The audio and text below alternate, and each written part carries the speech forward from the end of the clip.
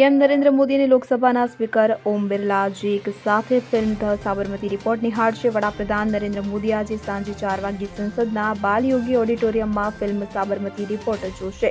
વિક્રાંત મિસ્ત્રીની film the Sabarmati report 15 નવેમ્બરે release થઈ હતી. આ ફિલ્મ ગોધરા કાંડ અને ત્યારબાદ ગુજરાતના રમખાણો પર આધારિત છે.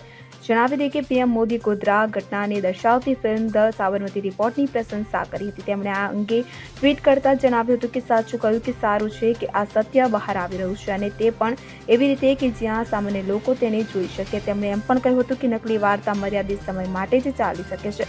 આખરે હકીકતો હંમેશા બહાર આવશે. વધુમાં આ ફિલ્મમાં વિક્રાંત મિસ્ત્રીની સાથે રિદ્ધિ ડોગરા અને રાશિ ખન્ના લીડ રોલમાં છે. રિપોર્ટ્સ અનુસાર આ ફિલ્મે સિનેમા લવર્સ ડે પર 2.1 કરોડ રૂપિયાની જોરદાર કમાણી કરી છે. કુલ મળીને આ ફિલ્મે બોક્સ ઓફિસ પર 24.1 કરોડની કમાણી કરી છે. Bureau report CN24 news. હવે જુઓ દેશ દુનિયાની તમામ ખબરો તમારી આંગળીના ટેરવે.